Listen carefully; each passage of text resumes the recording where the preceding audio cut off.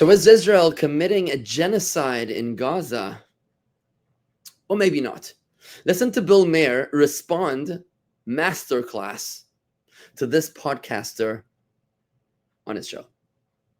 Innocent civilians that have been collectively punished and murdered, largely children and women. And are you at all concerned about the fact that the International Criminal Court just today issued a subpoena for Bibi Netanyahu? Well, that's ridiculous, but it's a war. Why? It's a war.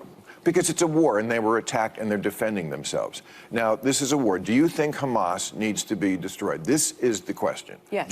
You do? Yes. So how can we get out with a ceasefire? All right. So Hamas needs to be destroyed because they are a terrorist organization who say openly that they want to commit genocide on the Jewish people, on the state of Israel. That's what from the river to the sea means.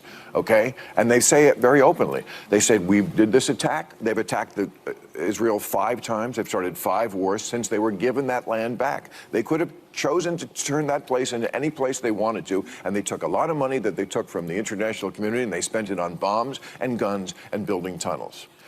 So if they need to be destroyed, how do we do that?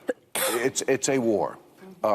I don't know how to do that, and you don't know how to do that. But are you I assume the concerned about Israeli innocent lives? Of course, everybody is, but that's what happens in a war. Here's a way to stop that. Stop attacking Israel.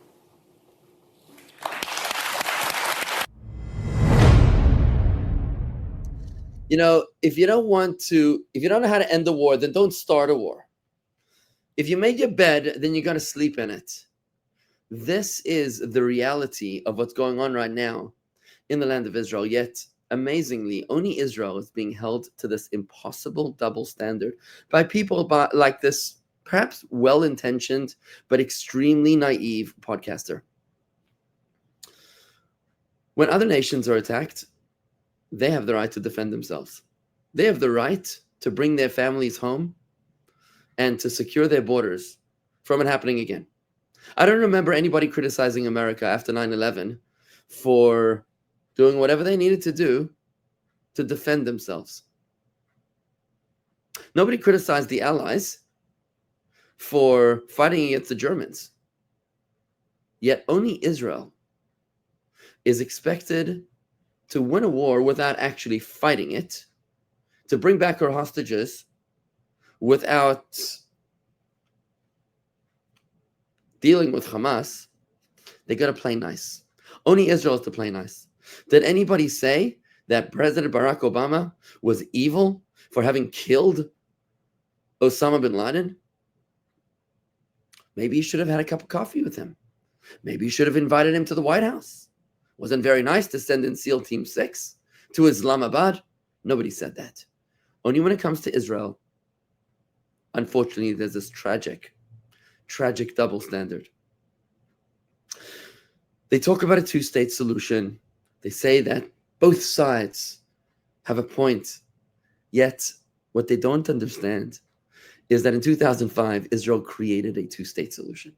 They gave Gaza to the Palestinians, and they said, here, it's yours. Do with that as you wish. And I remember when I was in Israel in 2005, just days before the unilateral disengagement from Gaza, the Israelis said to me that the reason why we're doing this is because Gaza is going to become the Singapore of the Middle East. We're going to give them their own state. It's going to be beautiful. We're going to live peaches and cream. It's going to be sunshine and rainbows with our friends, our brothers, our cousins in Gaza. We gave them a 2-state solution, and the only export we've received for 18 years until October 7, 2023 was the export of rockets. And the only infrastructure built into Gaza with the billions of dollars of international aid put into there was a tunnel system more intricate than the London Underground, built not to facilitate and make easier the lives of civilians, but rather to facilitate and make easier the lives of terrorists. Gaza is the 2-state solution. It has failed. And the definition of insanity is to do the same thing over again and expect different results. It's time for change.